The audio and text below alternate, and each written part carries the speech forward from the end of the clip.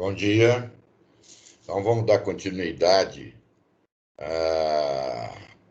às técnicas de análise de circuito. Hoje nós vamos apresentar uma outra técnica também bastante útil na resolução de exercícios. Tá ok? Então, vamos lá.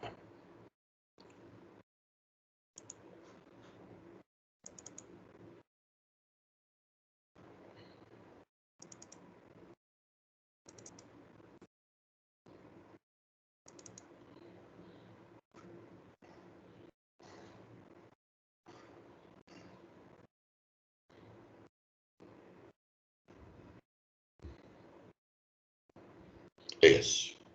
Nós estamos iniciando, então, o terceiro bimestre a partir daqui. Então, nós havíamos visto anteriormente o método das tensões dos nós. Hoje, nós vamos ver o método das correntes nas malhas. É uma outra técnica que pode ser utilizada na resolução de circuitos, tá ok? A única restrição dessa técnica é que ela exige que o circuito seja planar.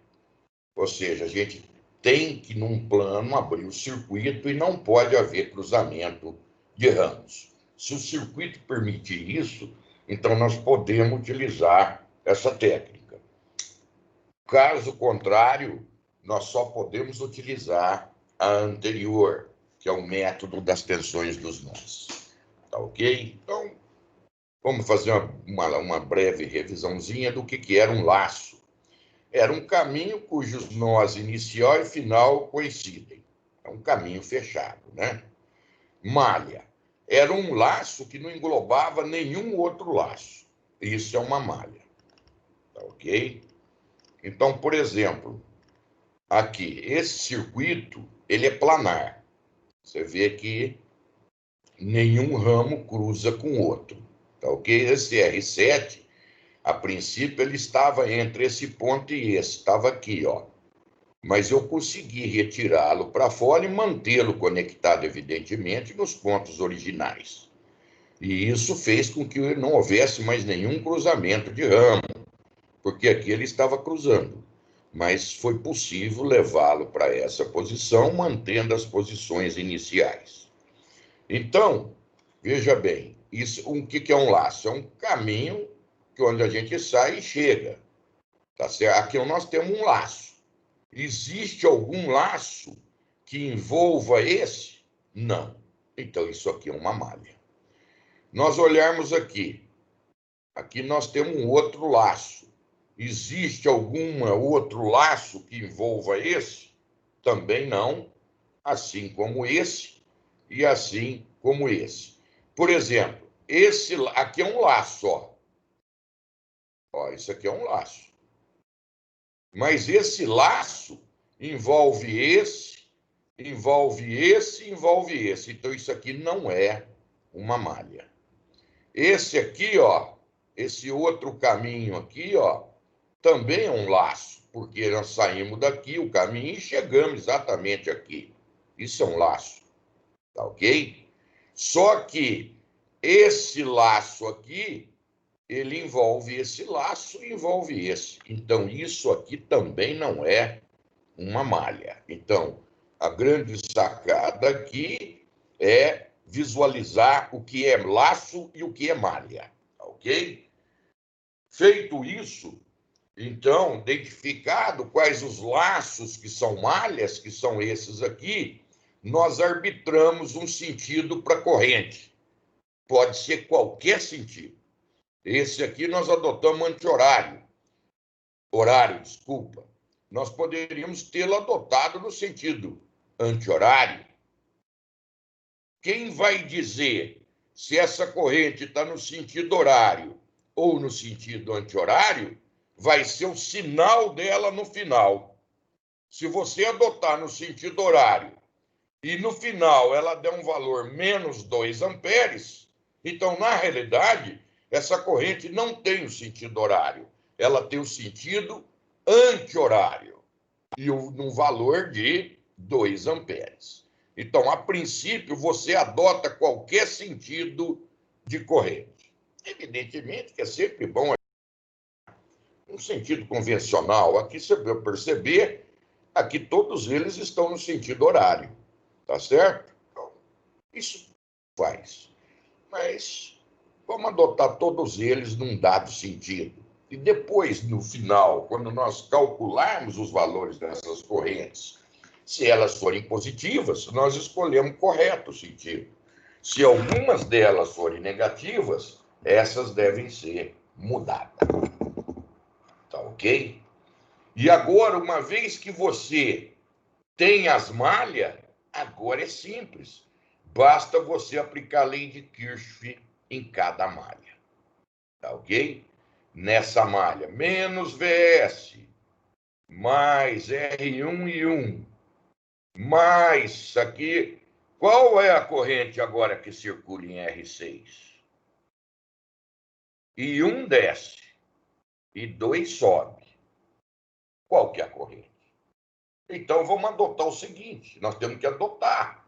Se 1 for maior do que 2, então ela desce. Se 2 for maior do que 1, ela sobe. Então, vamos adotar que 1 seja maior do que 2. Então, qual é a corrente que passa em R6? É I1 menos I2. Então, nós estamos dizendo que I1 é maior. Tanto faz, tá certo? Então, I1 é maior do que I2. Se I1 desce e I2 sobe, então a corrente líquida que passa nesse resistor é I1 menos I2. Se I1 menos I2 está para baixo, é porque a queda de tensão está para cima. Então, menos VS mais R1, I1, mais R6, que multiplica I1 menos I2. Aqui passa I1 mais R5 I1 igual a zero. Eu escrevi a equação dessa malha. Para essa malha, existe fonte? Não existe. Então, vamos começar daqui. Bom, mas aqui nós adotamos, agora nós temos que manter o que nós adotamos. A corrente que nós supomos que passa em R6 é I1 menos I2, porque nós admitimos que I1 fosse maior do que I2. Então, a corrente está descendo, então a queda de tensão está para cima. Então, menos, nessa segunda malha, R6, que multiplica I1 menos I2, a corrente tem esse sentido, mais R2 e 2. Agora aqui passe 2 e passe 3, a mesma coisa. Vamos admitir que 2 seja maior do que 3. Então, se 2 é maior, a corrente líquida está para baixo. Mais R8 e 2 menos I3 igual a zero. Aqui nós vamos admitir, por exemplo, que I3 é maior do que 4. A corrente, então, flui para baixo. Então, cada malha vai te dar uma equação. Então, se nós temos 4 malhas, como nesse exemplo, nós vamos ter 4 equações. Evidentemente que nós vamos ter 4 incógnitas. 4 equações a 4 incógnitas. Isso não é problema nenhum. Basta substituir uma equação e expressar em função das outras 3, substituir nas equações, já cai para 3. Substitui uma outra, já cai para 2, substitui a outra, já cai para 1, e depois vem resolvendo. Tá ok? Isso não é dificuldade. Isso é matemática. Muito bem. Então, o método se baseia exatamente nesse. Tá ok? Então, é uma outra técnica que você tem agora disponível para resolver circuitos. Tá ok? Você vê que aqui eu poderia lançar a mão da estrela triângulo, ó. Poderia, mas com esses métodos é muito mais simples, não é verdade? Poderia. Ó, aqui, ó. Eu poderia transformar isso aqui numa estrela, poderia transformar esse outro triângulo numa outra estrela e ir vendo. Tentar associar paralelo, série, certo? Mas nós temos essas técnicas aqui que evitam esse trabalho desnecessário. Nós vamos conseguir também resolver o exercício, mas isso aqui é uma maneira mais sistemática de você resolver o exercício, tá ok? Então, vocês têm agora 2 métodos poderosos para resolver circuitos. O método das tensões nos nós, tá certo? Eu adotaria esse só, né? Você vê que, às vezes, pelo método das tensões nos nós, você tem menos trabalho do que com a malha. Aqui eu teria 4 equações. Agora, o método das tensões nos nós, eu teria um nó aqui, 2 nós aqui, 3. Quando eu coloco um na referência, só vai me resolver. Se torna bem mais fácil o método das tensões dos nós, tá certo? Mas é importante que você também conheça esse método, tá ok? Muito bem. Então, vamos fazer esse exemplo. Obtenha as correntes I1 e I2. Eu tenho 2 fontes de tensões e um circuito desse aqui. I1 está subindo e I2 também está subindo. A primeira etapa é desenhar o diagrama de modo, já não há interseção, já é planar, não tem interseção, digamos. É identificar todas as malhas. Ó, aqui eu tenho um laço. Existe algum que engloba ele? Não, então é uma malha. Esse aqui também é. E esse aqui de fora? Não, esse não, porque ele engloba esse laço e engloba esse laço. Então, nós temos 2 malhas. Então, nós vamos ter que derivar 2 equações. Então, vamos lá. Então, aqui está repetido, aqui nós colocamos o sentido da corrente A e B, todas as 2 no sentido horário. Vamos escrever menos V1, se a corrente tem esse sentido, a queda de tensão tem esse sentido, mais R1 e A maior do que B. Então, a corrente desce, então dá uma queda para cima, mais R3 vezes a corrente, que é IA menos IB igual a 0. Equação malha 2. Vamos começar daqui, por exemplo, tanto faz. IA é maior do que B, a corrente desce, então a queda está para cima, menos R3 IA menos IB, menos R3 IA menos IB. IB mais R2 IB, mais V2 igual a 0. Tá ok? V1 é conhecido, R1 é conhecido, R3 é conhecido. Você tem IA e IB aqui, desconhecido. Então, você tem IA e IB aqui, como incógnita.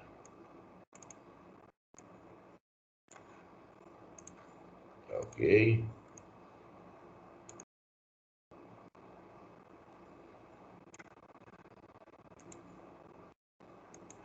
Tá aí. IA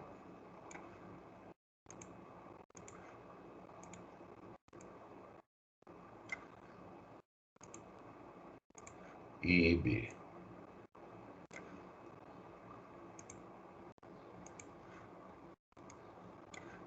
Pronto. 2 equações, 2 incógnitas, tá certo? Basta você expressar, por exemplo, esse é o método da substituição. Você tira IB, resolve aqui, isola IB, põe em evidência aqui, ó. Isola, manda para lá, você fica com uma equação de IB em função de A. Substitui o IB aqui, você fica numa única equação com tudo em função de IA. Retorna aqui e calcula o IB. Ok? Esse é o método da substituição. Vocês devem aprender uns métodos melhores, Kramer, para poder resolver isso aí. Determinante, tá certo? Matriz, vocês vão ter, se já não tiver. As equações rearranjadas, olha lá, rearranjei. Eu separei tudo de A e B, e A e B, V1, V2. Isso daqui está prontinho para você lançar a mão do Kramer. Tá certo? Esse aqui está prontinho. Você faz lá, né? As equações podem ser resolvidas para correntes usando o princípio da substituição. Pronto. Aí, o que nós queremos não é IA e B, nós queremos é o quê?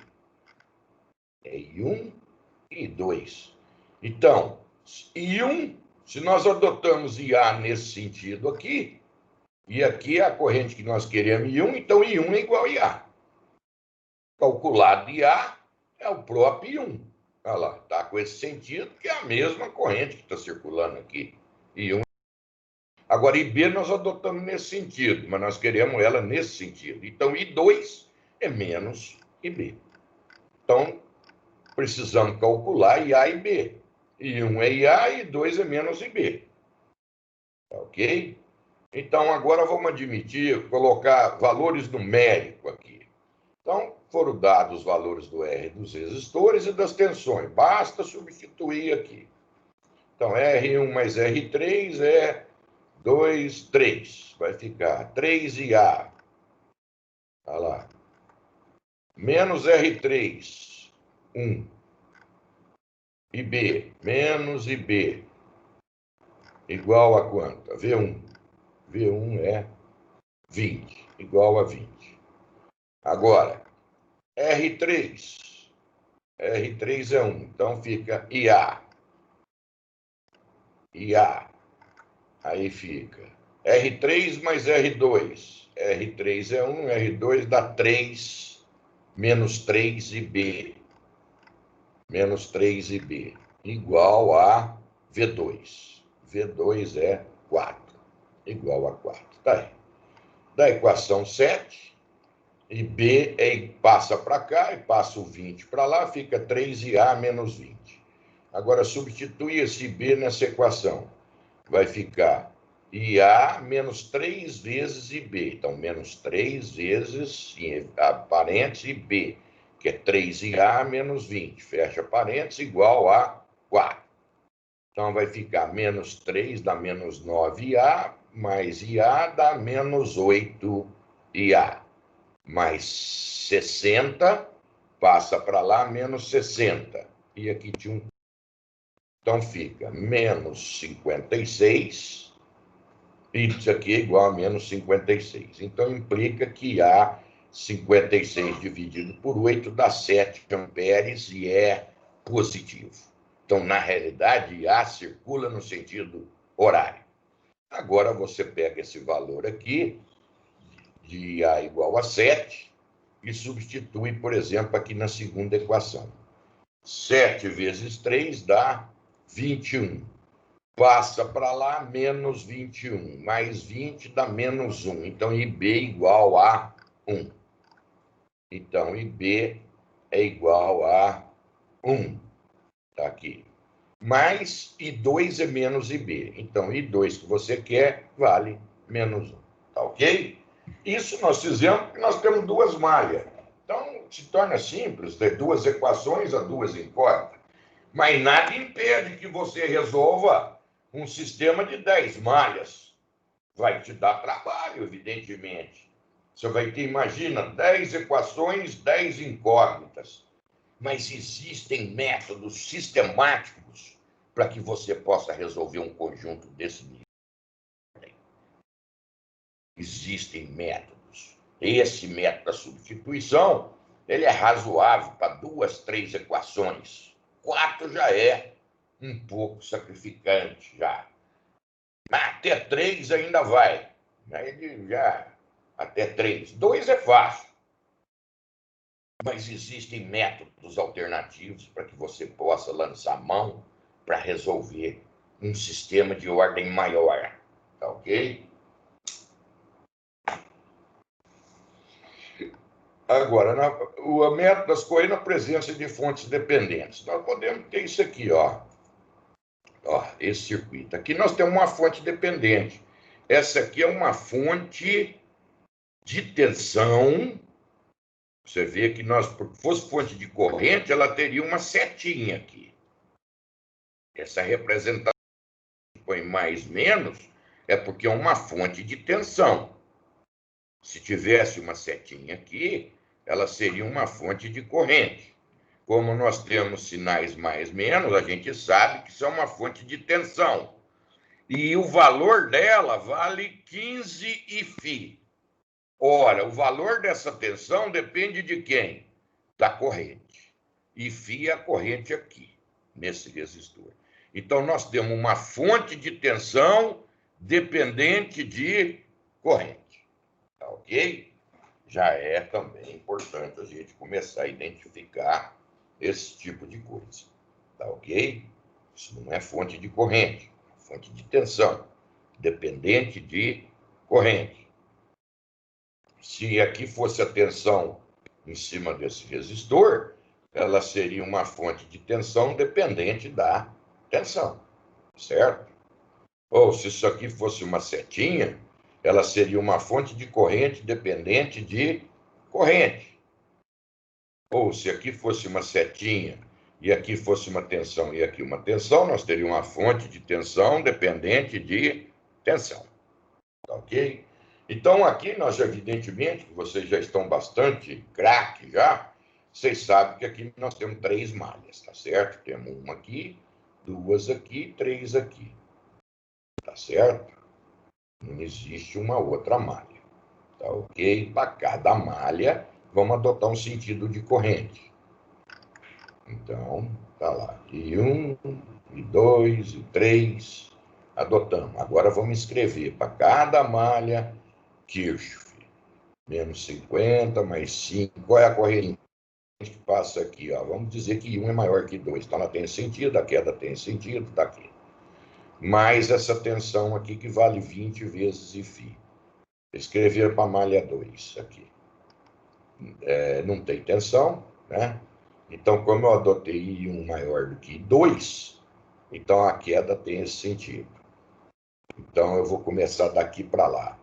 Então, ficou mais 5 que multiplica I1 menos I2, a corrente aqui é a mesma coisa, passa I2 menos I3, eu adotei aqui I3 maior, então se ela tem esse sentido, então aqui é positivo, que está aqui, né? E aí essa corrente está assim, menos 1 vezes I2, que deu menos I2. Mesma coisa para a malha 3, está aqui. Observe que as equações 1, 2 e 3 contêm 4 incógnitas. Nós não sabemos I1, nós não sabemos I2, nós não sabemos IF, IFI e não sabemos I3.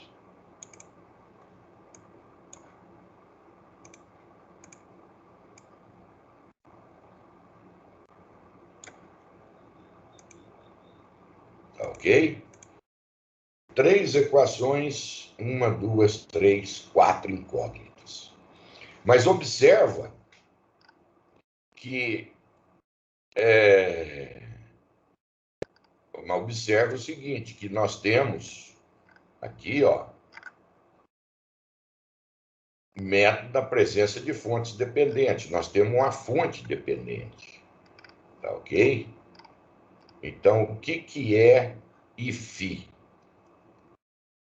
É I1 menos I3. Então, na realidade, se nós substituirmos IFI por I1 menos I3, nós vamos ter 3 equações e 3 incógnitas, tá ok? Nós precisamos expressar as variáveis dependentes em função das outras, tá ok? Então, IFI é I1 menos I3. Então, se nós levarmos em conta isso, olha lá, I1 menos I3. Para eliminar, devemos expressar enquanto corrente de controle em função das correntes das malhas. Aí, substituir o IFI por I1 menos I3, em todas elas onde aparece IFI, você rearranjou, você chegou nesse conjunto de equações. Para resolver, isole a equação 5, a corrente em função de I1 e 2. Então, aqui foi feita a solução. E 3. Dessa equação aqui, 3, vamos lá. Vai ficar 50 mais 5 e 2, menos 25 e 1, dividido por menos 20. Menos 20 está aqui.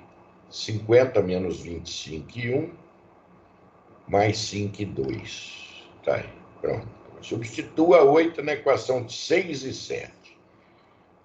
Eu usei essa para isolar uma das variáveis, em função das outras duas. Então, agora, necessariamente eu preciso substituir nas outras que sobraram, certo? Então, substituindo e resolvendo o circuito, você obtém I1 igual a 29,6 e I2, 26 amperes. Tá ok? Muito bem. O que ele quer saber do problema? O que ele quer saber? Usa o método para determinar a potência dissipada no resistor de 4 aqui. Nós precisamos saber quem. Aqui, qual é a corrente que passa no... É I3. Então, quanto que é a potência dissipada aqui? R I ao quadrado. Vai ser R, que é o R4. Espera aí. R passa 2? Passa 2. E 2, nós adotamos I3 maior, né?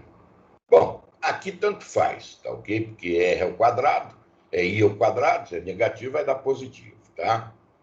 Mas nós temos que manter a coerência, tá ok? Nós acho que adotamos I2 maior que I3, então, aí você vê na malha. Então, não, I3 maior que 2, eu acredito. Tá? I3 maior do que 2, tá aqui. Tá? Então, ficou 4 vezes a corrente ao quadrado, que é I3 menos I2 ao quadrado. 28 menos 16 watts. Tá ok? Bom, pessoal, então essa aula hoje ela é rápida e nós temos uma série de exercícios, bastante exercício, para que vocês possam fazer. Vocês vão ter um tempo bastante grande para poder fazer e logo na primeira sexta-feira da primeira semana de janeiro está marcado para que vocês possam entregar essa série. A semana que vem ainda eu vou estar no atendimento ao aluno e qualquer aluno que tenha alguma dúvida a respeito da nota, essa coisa toda, e queria saber aonde errou, aonde está errando, me procura no atendimento. Me procura no atendimento que lá eu abro o arquivo, eu discuto toda a prova com você, tá ok? É a melhor forma da gente se interagir, ok? Então, a aula hoje foi bastante rápida e vocês adquiriram mais um método poderoso na resolução de circuitos. Muito obrigado. Eu vou fazer, então, agora a lista de presença.